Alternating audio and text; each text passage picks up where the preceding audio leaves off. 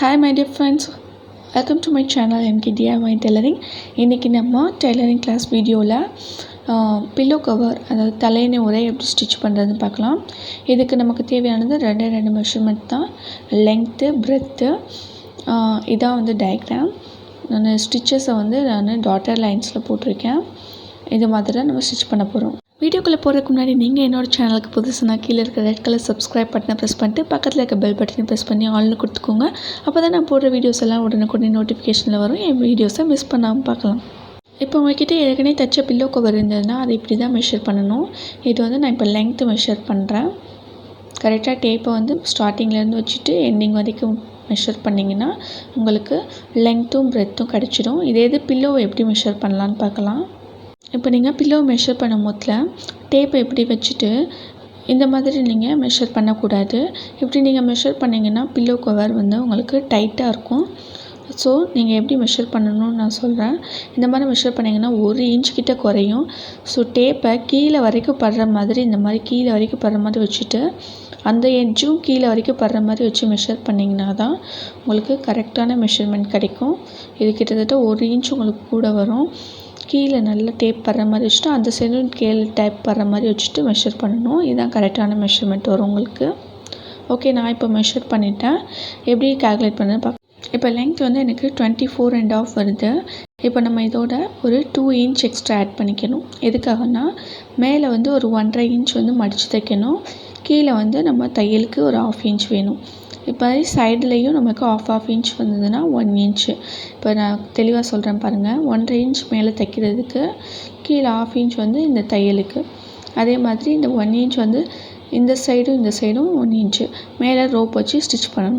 இப்போ வந்து லெங்த் வந்து 26.5 பிரெத் வந்து 17.5 மார்க் பண்ணிக்கலாம். நான் வந்து ப்ளைன் ஃபேப்ரிக் எடுக்கிறேன். நீங்கள் வந்து நல்லா டிசைன்ஸ் இருக்கிற மாதிரி ஃபேப்ரிக் எடுத்துக்கிட்டிங்கன்னா ரொம்ப சூப்பராக இருக்கும். காட்டன் எடுத்துக்கோங்க. இப்போ ஸ்கேல்கிட்ட லைன் ட்ரா பண்ணிவிட்டு நம்ம இதை கட் பண்ணி எடுத்துக்கலாம்.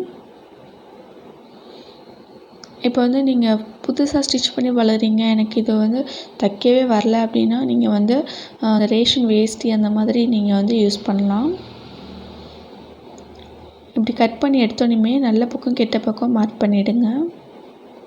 ஒரு கிளாத்தை கட் பண்ணி எடுத்ததுமே நம்ம செய்ய வேண்டியது நல்ல பக்கம் கெட்ட பக்கத்தை மார்க் பண்ண வேண்டியது தான். ஏன்னா பிகினர்ஸ் இதில் தான் ரொம்ப மிஸ்டேக் பண்ணுவாங்க. இப்போ நம்ம மேலே வந்து ஒரு 1.5 இன்ச்சு நம்ம மடித்து தைக்கணும் இல்லையா, அதுக்கு மார்க் பண்ணிக்கலாம். ஃபஸ்ட்டு ஒரு ஃபோல்டிங் மடித்து அடுத்து மறுபடியும் அதை ஒரு ஃபோல்டிங் மடிக்கணும். இப்போ ரொம்ப பிகினர்ஸ்க்கு இது கஷ்டமாக இருக்குது வரல அப்படின்னா என்ன பண்ணுங்கள், ஃபஸ்ட்டு இந்த மாதிரி ஒரு ஃபோல்டிங் பண்ணிவிட்டு ஃபஸ்ட்டு ஒரு ஸ்டிச் போட்டுக்கோங்க.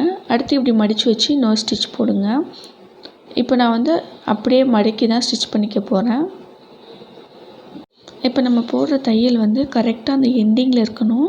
இல்லை உங்களுக்கு இதுவுமே கஷ்டமாக இருக்குது அப்படின்னா கரெக்டாக 1.5 இன்ச்சுக்கு ஸ்கேலால் லைன் மார்க் பண்ணிக்கோங்க.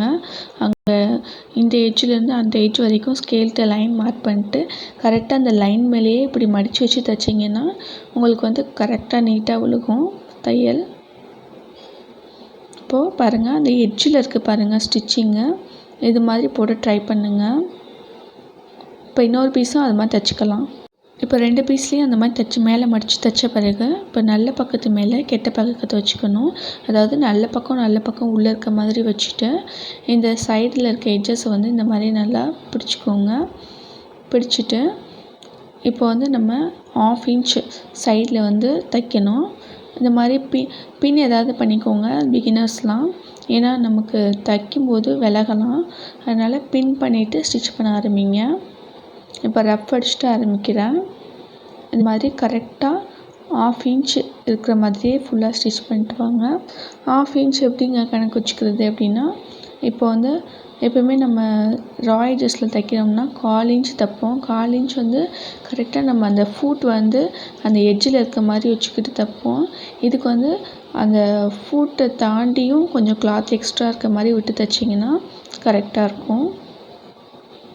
இப்போ கீழேயும் அதே மாதிரி ஒரு 1/2 இன்ச் எக்ஸ்ட்ரா இருக்க மாதிரி வச்சுட்டு தைச்சிக்கிறோம். எல்லா இடத்துலையுமே அந்த 1/2 இன்ச் வச்சா தான் உங்களுக்கு அளவு கரெக்டாக வரும். இப்போ நான் 3வது பக்கம் தைச்சிட்ருக்கேன். இதுலேயும் 1/2 இன்ச்சு தைக்கணும். இது வந்து நீங்கள் தைக்கிறது மூலமாக உங்களுக்கு வந்து ஸ்ட்ரைட் ஸ்டிச்சிங் ரொம்ப நல்லா வரும்.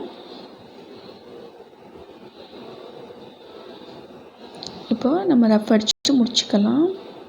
இதுக்கப்புறமா நம்ம திருப்பி எடுத்துக்கலாம். திருப்பி எடுத்துக்க முன்னாடி இந்த எட்ஜஸில் கரெக்டாக இப்படி க்ராஸாக கட் பண்ணி விடுங்க. அந்த ஸ்டிச்சிங்கில் பட்டுடக்கூடாது. இப்போ பாருங்கள், நான் வந்து 10 இன்ச் ஹைட்டில் 1.5 இன்ச் வந்து அகலத்தில் 4 ரோப் ஸ்டிச் பண்ணணும் நான் அதுக்காக மார்க் பண்ணிகிட்ருக்கேன். மொத்தம் 4 பீஸ் நமக்கு தேவைப்படும். இப்போ இதை கட் பண்ணி எடுத்துக்கலாம். ஏற்கனவே நம்ம வீடியோஸ்லலாம் ரோப் எப்படி ஸ்டிச் பண்ணுறது பார்த்துருக்கோம். இப்போ வந்து இந்த ரா எட்ஜை இந்த மாதிரி மடிச்சுக்கோங்க. மடிச்சுட்டு இந்த மாதிரி டபுளாக நடுவில் சென்டரில் ஃபோல்ட் பண்ணிவிட்டு அதை இன்னொருக்க டபுளாக ஃபோல்ட் பண்ணணும். நான் ஏற்கனவே சொல்லியிருக்கனால அடிக்கடி ஏன் சொல்லணும் அப்படின்ட்டு விட்டுட்டேன்.